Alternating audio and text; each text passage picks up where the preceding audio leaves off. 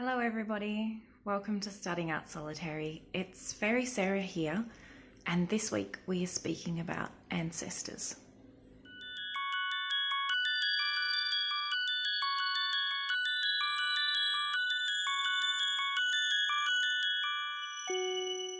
So ancestors was something for me that I had a bit of trouble with for a while.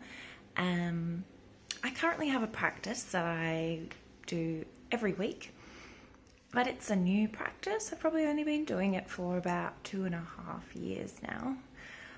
It's not something that came easily or came when I began or anything like that, because I had to get my head around ancestors and what that meant for me, because I didn't really want to connect to them. My human family and I aren't really that close, and so some members of my human family and I aren't, and I just didn't know that I wanted to reach out into the underworld and connect with parts of these people that had died. I hadn't found anyone particularly inspiring to reconnect with. I didn't know anyone because we're all a bit scattered and fractured, and so it was a bit of a hard, awkward thing. What working with the ancestors has done is help bridge the gap for me and my sense of well-being in regards to ancestors and connecting or honouring them. So I now call them the beloved dead. And I also honour at this space the mighty dead, which are the ancestors that I first tapped into to get my head around ancestor work. And these are the ancestors of the witches, and this is like the energy of the first witch, the energy of the witches who have passed, the magical folk, and I believe that their spirit runs through me as much as my blood runs through my beloved dead.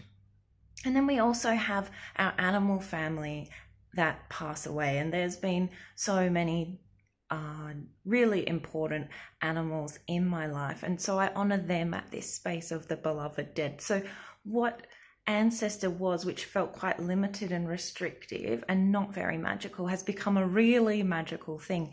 And then from that space I have been able to open to the wisdom that for me to have my life here, this genius spark of spirit that created two family trees linking together to create me, there is magic in there. There's magic in these people, and I might not call on them for any magical help. I don't know that they'd ever be very helpful, but I do honor them because it's gratitude for the life that I have, and my life is really good and blessed and amazing, and I know it's owed to these people who created us. And then there's the lineages that go on and on and on and on, and there's curious synchronicities and magics that come when we tap into the spirits of our beloved dead and the mighty dead. So I'm going to show you my altar spot. So like I said, it's a new thing, so it's a work in progress. There's lots of ideas and things to go, but let me switch around. Okay, so up here we have photos of my beloved friend and familiar Maxie, who passed away, oh gosh, it's not even last year, it was the year before, so it's been 2 years now. This is this bottle is the first rose that we planted on Maxie's grave.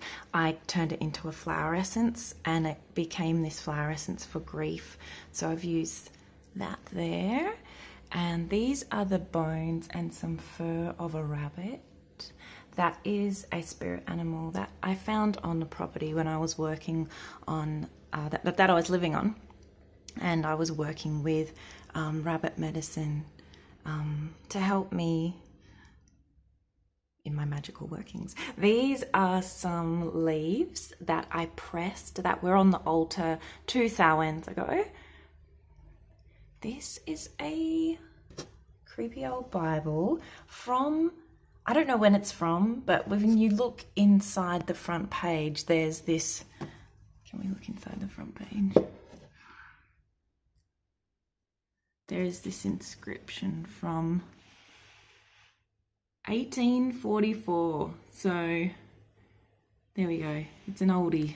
I am not a Bible person, but you can be if you want to be.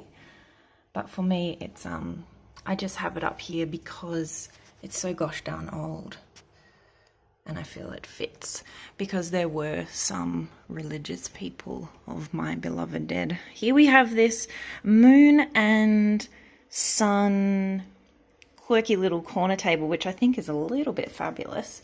And down here we have this wee shelf. What I'm thinking, because all this is a work in progress, as I've said before, in here this holds my incense. So every morning I do my morning offerings to the local spirits.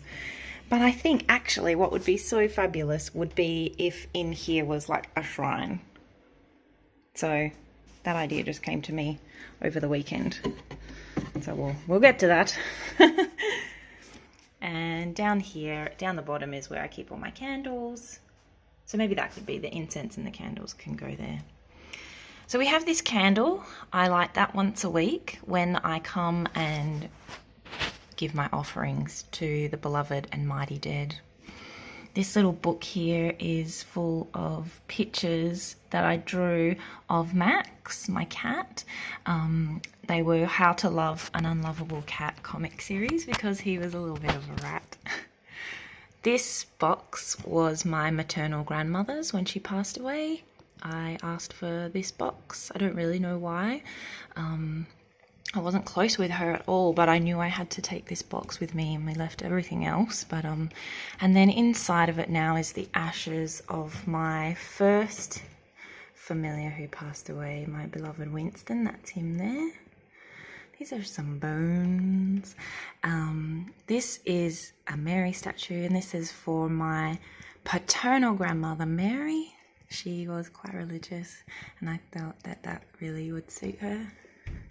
This, oh gosh, this at the back here is a medallion from my uncle who lived in Hong Kong, and he sent that over to me when I was a little girl. It's jade and there's a dragon, and he lived and died in Hong Kong, so I'll just make a mess while I'm here. Shit. It just friggin' broke. What the what? Alright, well, looks like the medallion is now free of its chains. That's very interesting. We'll just pop that up there and consult that later. Here we have, this is a chalice that was gifted to me by my witches. It came as a set, and when its pair broke, I was like, ah! So I have made it the offering cup to the beloved and mighty dead, and I fill this with fresh purified water once a week. I gift the water to the spirits, and I also breathe upon the top of the water. So there's the gift of blessed water and the gift of the breath, which is life. I've got this egg timer, which I like to turn when I do that. I have a stone. This is from the grave of my husband's nana and my uncle. They're at the same cemetery down in Denmark in Western Australia. These are some keys which always make me think of Hecate. This is a really cool nail from a coffin from Salem that the magical heiress brought back from me when she visited. The Algiers ruin, which is my favourite, it's a protection symbol. And this obsidian iron head is another protection symbol. This is a blackbird skull, and the blackbird really feels connected to my ancestors. Their surname on my maiden name is Blackburn, but blackbird always felt like it connected to my paternal grandmother, so I'm not really sure what's going on there. It hasn't revealed itself yet, but we're going with it. This is a little memento that I made for Maxie when he passed away. This is St. Francis of Assisi. He was the saint of animals, and I called on him so often to look after Max when he was unwell. He was quite an old cat, So I've left him here for all of the beloved animals that have passed. We have our gorgeous Frida. I think she's one of the mighty dead for sure. There's Bast that honours. There's another Bast on the grave of Maxie in Perth. There's one here. I feel like it's like a bridge to him. These crystals are an amethyst and a rose quartz. They were placed upon Winnie. This is Winnie. They were placed upon Winnie when he passed away, and I asked for those crystals to send him peace, and I felt his spirit leave his body, which was quite a moment. And so these crystals have always reminded me of him ever since, and they're just his crystals. We have a spine candle that was from the Samhain just passed. This is a curious creation. So when I don't know how old I was a kid. I really don't know if I was like maybe 13 or 14, but I had this matchbox, and inside of it is this little, I wonder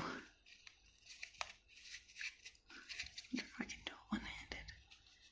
Here's this little one that I stitched up, and I would just put this matchbox in my pocket, and one day someone asked me, "What is that?" And I just said, "It's dead." Also macabre, but it wasn't meant to be in a macabre, and I don't know, like my witchcrafting as a teenager was so intuitive and so kind of trancy and strange in the moment. I don't really know why I made this little offering to the dead, but I did, and I had it in my pocket, and I really my witchcrafting really did not leave too much love growing up. It just more ostracism and bullying, so I never really spoke about it, and so I don't know, I kind of forgot that it was there. And then my sister actually remembered it. She remembered that I had this little dead thing in the matchbox, and I was like, wow, someone actually remembers. It's like almost like it became real again.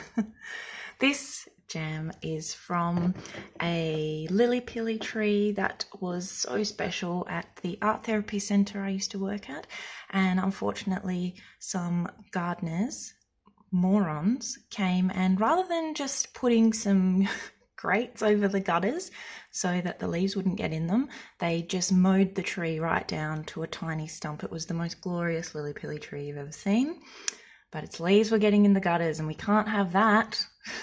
Anyway, thankfully one of our clients had the foresight to collect the berries the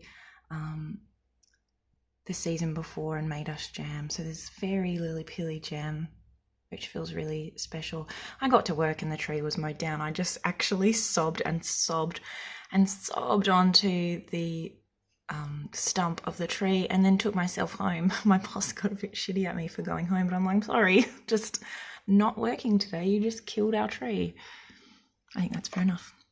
Here is a snail shell. I had a pet called Wembley, who was a snail when I was very little, maybe 3, and every empty snail shell was his, that was his old house, and then I would think he'd died, and then I'd find a new Wembley, and so every snail in the garden was Wembley. And here are my crazy crabs I had as a teenager. Oh, shit. Just trashing the place today. Hi everybody, we're here. We've got Beaker, Oscar, and Althea. So here is my space of the beloved dead, and so I light candles, I leave my water and breath of life offering. What I'm thinking I'd like to do is hang from the ceiling like some fabric swashes coming down the side. I'm thinking I'd like to put some paintings down here as well. I don't know, more. We'll see how it goes. But yeah, that's me for now. That's me and ancestors. And all I can offer as advice for you, especially for my witchy friends who, like me, feel a bit like they didn't come with ancestors that they'd want to venerate, I just create something to the beloved dead. And let the beloved dead come. They will, it's so curious, the synchronicity that comes, and from that understanding, ease in our heart space, and magic, really. Okay, that's all for me for today. Blessed be.